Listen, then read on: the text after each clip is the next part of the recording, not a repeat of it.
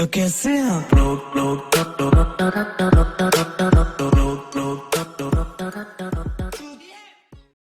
Welcome to Learn India Study Center, CBSE Class 12 English Flamingo, the last lesson. About the author Alphonse Daudet, 1840 to 1897, was a French novelist and short story writer. The last lesson is set in the days of the Franco-Prussian War, 1870 to 1871, in which France was defeated by Prussian led by Bismarck. About the story.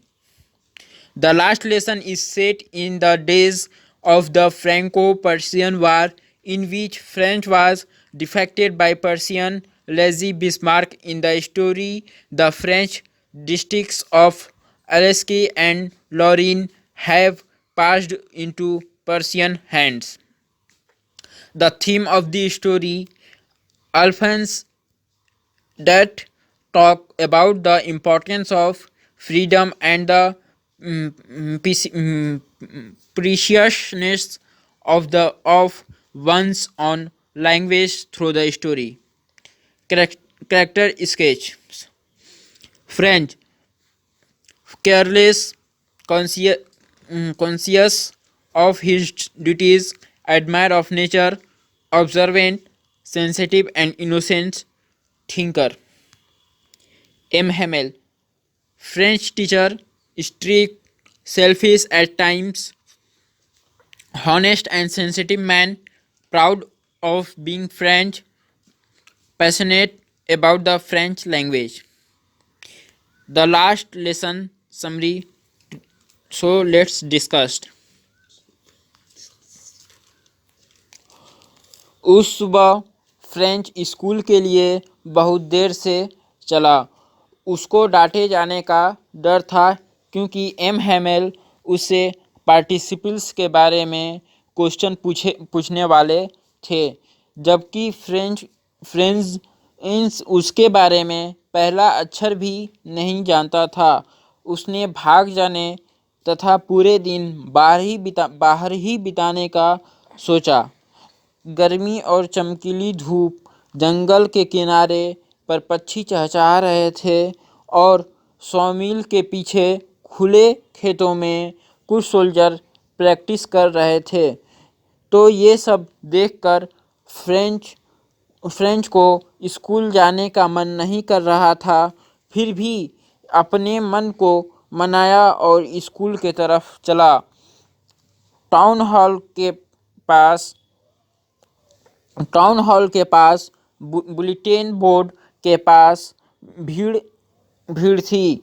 दो साल से बुरी खबर वहीं से आ रही थी। मैंने बिना रुके खुद ही सोचा कि अब क्या बात हो सकती है। फिर जब जितने तेज से भाग सकता था उतना तेज भागा तो ब्लैक स्मिथ द वाउचर ने उसे चिल्लाया कि इतना तेज मत भागो, तुम अपने समय पर तक पहुंच जाओगे। पहले जब स्कूल खुलता था बहुत हलचल शुरू होती थी, लेकिन आज सब शांत है, जैसे संडे का दिन है। खिड़की से मैंने अपने क्लासमेट को देखा तो वो पहले ही वहाँ जा चुके थे, और एम हैमेल को देखा तो वो भयानक लोहे का डंडा लिए हैं कमरे में इधर उधर घूमते हुए देखा। फ्रेंच ने दरवाज़ा खोला और अंदर गया। वो शर्मा रहा था और डरा भी हुआ था। एम हैमेल ने दया से उसे अपने सीट पर जाने को कहा। फ्रेंच ने जब नोटिस किया कि उसके teacher beautiful green coat, his frilled shirt and the little black silk cap और सभी चीज कढ़ाई वाली थी, वो तभी पहनते थे जब कोई इंस्पेक्शन एंड प्राइज डे रहता था। उसके अलावा वहाँ जो बेंच खाली रहती थी वह कुछ गांव के लोग बैठे बैठे हुए थे। सभी लोग उदास दिखाई दे रहे थे और एक पुराना बच्चों का किताब लिए बैठे थे। मिस्टर हैमेल ने कहा कि यह अंतिम पाठ था जो वह उन्हें पढ़ाएंगे। इसके इसके पश्चात एलेसेस तथा लॉरिन के विद्यालय में केवल जर्मन भाषा ही पढ़ाई जाएगी। नया अध्यापक अगले दिन जाएंगे। यह उनका फ्रांसीसी भाषा का अंतिम पाठ था। वह चाहता था कि वे अत्यंत ध्यानपूर्वक सुने। फ्रेंच को अफसोस हुआ कि उसने अपना पाठ उचित ढंग से याद नहीं किया था। मिस्टर हैमेल के जाने के खबर से यह भूल गया था कि और वे कितने क्रूर थे, मतलब ये भूल गया था कि उनका पैमाना और वे कितने क्रूर थे। अब फ्रेंच की समझ में आया कि मिस्टर हैमेल ने अपनी सर्वश्रेष्ठ पोशाक क्यों पहनी हुई थी और गांव के वृद्ध लोग वहां क्यों बैठे हुए थे। वे अध्यापक की 40 वर्ष की स्वामी भक्ति पूर्ण सेवा के लिए उनका ध्यानपूर्वक धन्यवाद करने के तथा उसे उस देश के प्रति सम्मान प्रकट करने आए थे जो अब उनकी नहीं थी। मिस्टर हैमेल ने फ्रेंच को सस्वर गाने को कहा, किंतु वहां चुपचाप खड़ा रहा। अध्यापक ने उसे नहीं धमकाया। उसने स्वीकार किया कि स्वयं वह तथा फ्रेंच के माता पिता दोषी थे। फिर उसने फ्रांसीसी भाषा के विषय में बातें की कि यह संसार की सबसे सुंदर भाषा है। भाषा सबसे साफ एवं अत्यधिक तर्कपूर्वक।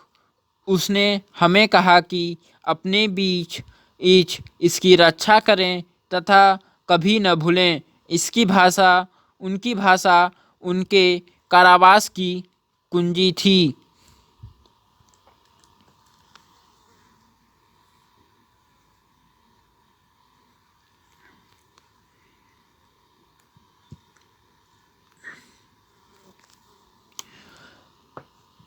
फिर उन्होंने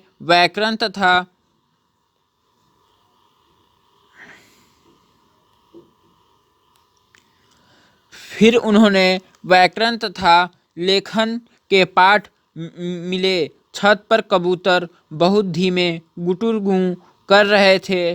फ्रेंच सोचने लगा कि क्या वे कबूतर को भी जर्मन भाषा में गाना गवाएंगे।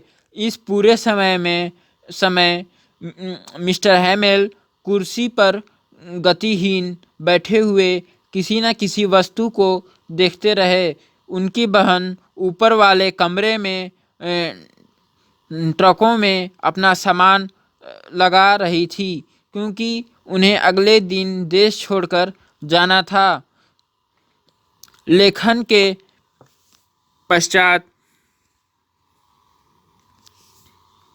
पश्चात उनका इतिहास का पाठ था तथा फिर बच्चों ने मंत्र की भांति उच्चारित किया, बा बे बी बो बू। वृद्ध हाउसर ने रो रहे थे। अचानक गिरजाघर के घंटे ने 12 बजाए। तब दोपहर की प्रार्थना हुई। उस क्षण प्रशिया के सैनिक के सैन्य अभ्यास से लौटने की तुरही की ध्वनि खिड़कियों के नीचे से आई। मिस्टर हैमेल खड़ा हो गए। वह बोलना चाहते थे किंतु किसी चीज से उनका गला बैठ गया था।